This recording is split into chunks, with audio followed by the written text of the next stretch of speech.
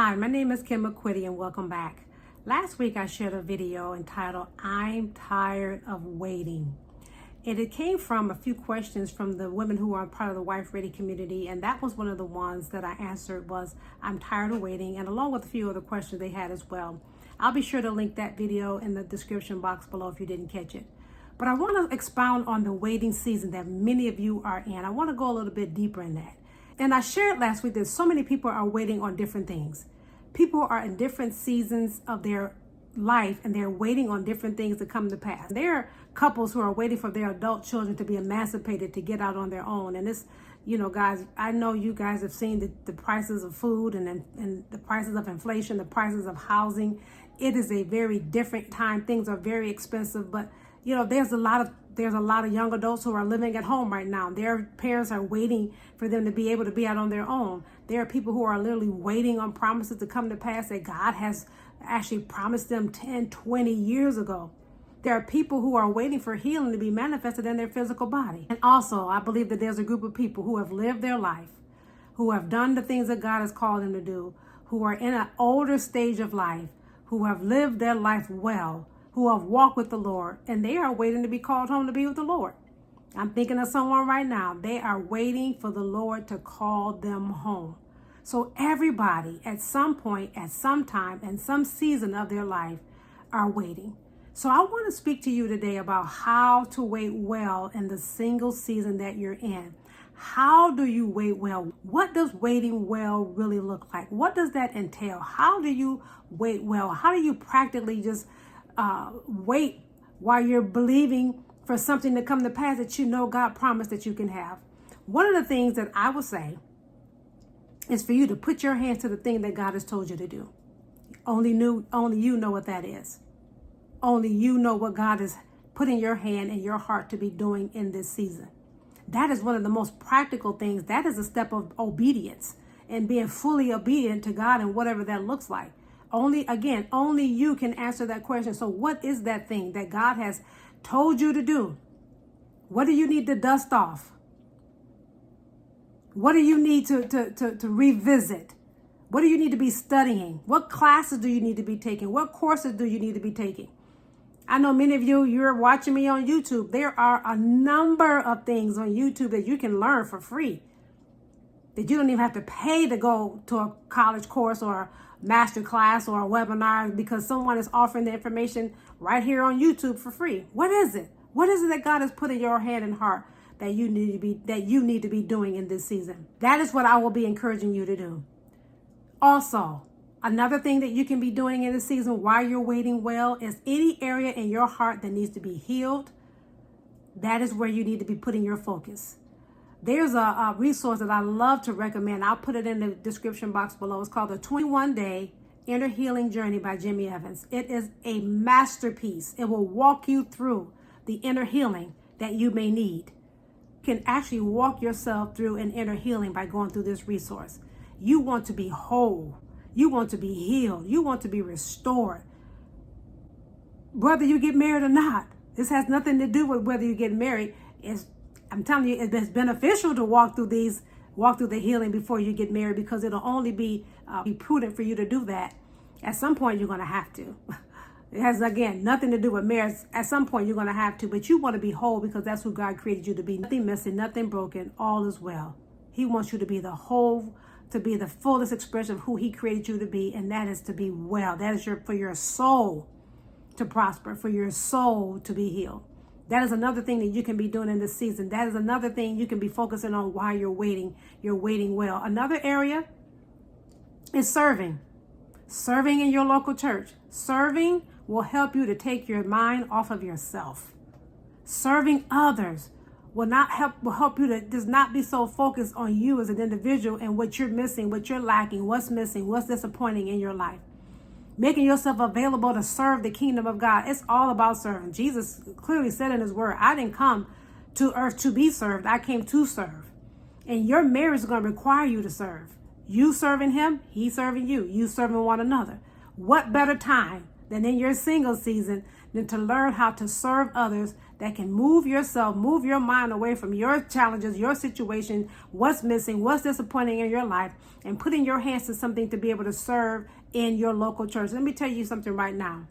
A lot of the churches, 20% of the people are doing 80% of the work. So many people come to church and they're just consumers. They're coming in and they're getting fed and they're leaving out. But those gifts, those talents, those things that God put on the inside of you, they're just lying dormant because you're not serving in your local church. So I would definitely, if you're not serving, you need to click off this video when you get to the end, after you've watched it all, and you need to go on your church's website and figure out where God is calling you to serve in this season. Where he is calling you to serve. We are all called to be laborers, co-laborers in the vineyard in the body of Christ. Another thing I would suggest that you are doing in this season while you're waiting well is not to be putting your life on hold. It's not to put your life on hold. Not be just passively waiting for a husband. You need to be actively living your life. So what does actively living your life look like? It looks like traveling. It's look like doing all the things that you desire in your heart to do. It's living your life according to the way that you would live it if you weren't waiting for a husband. It's going back to school. It's getting your degree. It's becoming the highest expression of who you are. It's growing. It's maturing. You're not just waiting to be a wife, but you're living your life. Again, I said this last week. I know many of you by now, you just knew by the age that you are right now that you will have been married. But if you're not, it doesn't mean that it's the end of the world. It doesn't mean that you never will be. God is a God of suddenlies, y'all. Suddenly this man can see you. Suddenly you can get a phone call. I got somebody I want you to meet. Suddenly somebody can DM you. Suddenly you get an email from somebody that you knew years ago. Suddenly somebody can just walk into a room and see you across the room and approach you. God is a God of suddenlies. But until he moves suddenly on your behalf, you need to be doing what God has put in your heart. As I said in the first part of this video, putting your hands to the plow, doing what he's calling you to do, being active and living your life. You're living your life with the people that are in your life. And you're not just sitting by the wayside waiting for him to come to live life when he comes. When he comes, you live the life with him then. It's not either or, it's both and. Living your life on purpose, actively living your life, enjoying where you are. So I want to give you 5 practical things. 5, I have a number of them actually. I have plenty, but I picked 5. I chose 5 because I want to give you 5 practical things. I'm a very practical person. I just believe if you give information, it just needs to be where somebody can receive it and apply it. Number 1 is get your finances together. Get your money together. What do I mean by that? If there's any debt, you're doing what you can to get out of debt. You're not creating any more in the process. You're doing what you can to get out of debt. You have a budget. You created a budget and you're following the budget. You're saving money. You're learning how to invest.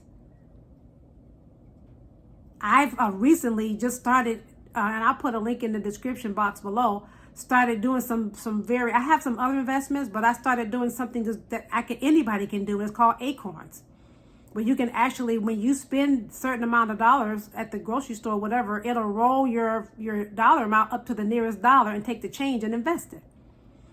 Over time, next thing you know, 20, 30 years, you got $40,000, $50,000. You didn't even know that was being invested because it took the change from the money that you're spending at the grocery store and it invests it invests for you.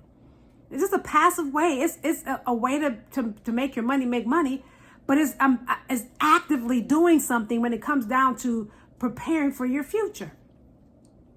That is one way that you can be doing, working on your finances, getting your finances together, getting your financial house together. Do you know you're just a steward of what God has given you?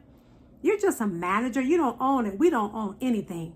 And we want God to be able to bless us with more because we're stewarding what he has trusted us with right now. The second one is work on your communication skills. One of the biggest things, one of the biggest challenges, one of the biggest sources, one of the biggest fights in marriages is communication. I'm telling you, communication is the lifeblood of relationships. And I'm telling you, you have a communication style. Your future husband will have a communication style. So how do I work on communication while I'm single? One of the best ways of working on your communication while you're single is learning how to listen. Learning how to listen helps you to communicate well. When you're just listening to respond, and you're not listening to the person, what they're actually saying. You're just thinking of something that you're ready to say to whatever you think they're hearing, because you can't hear it if you're thinking about what you're getting ready to say. I have another video I've done on communication that I will link in the description box below. But communication is an art.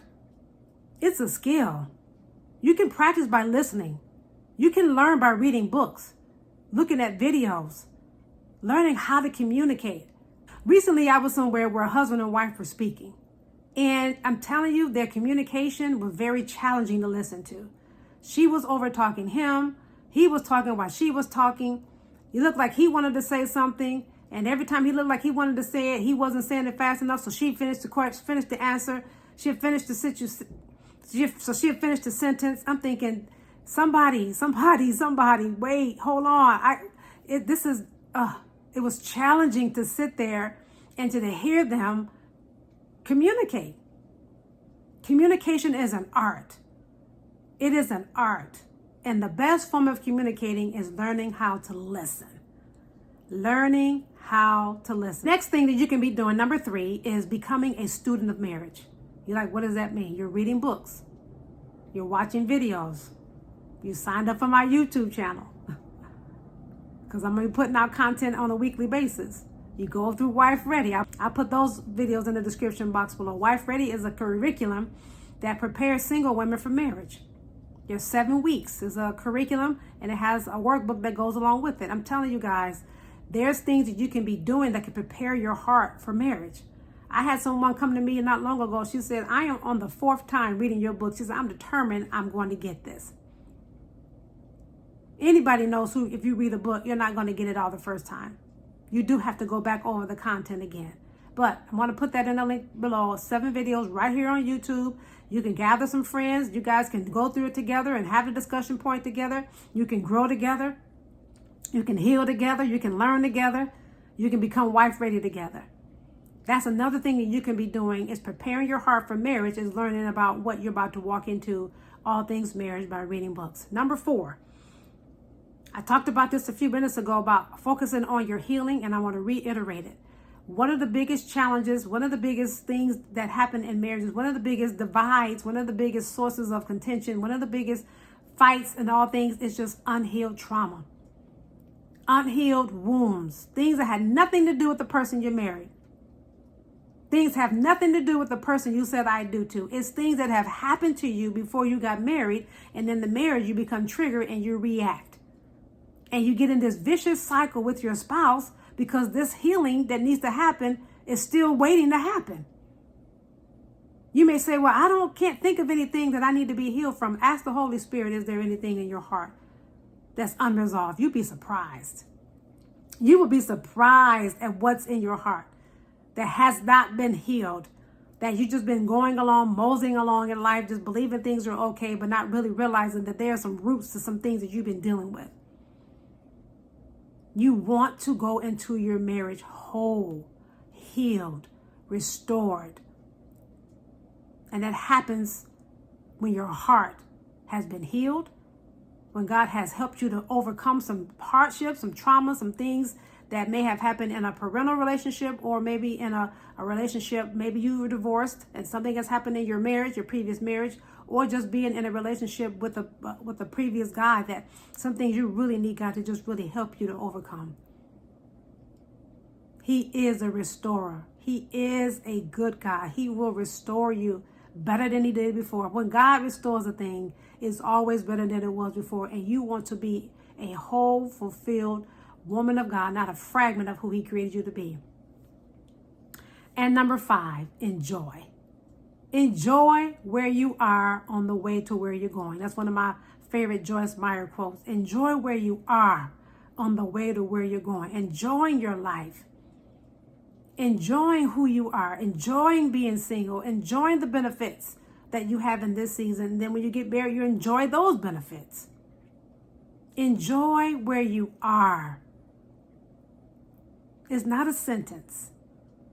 It's a small season of your life.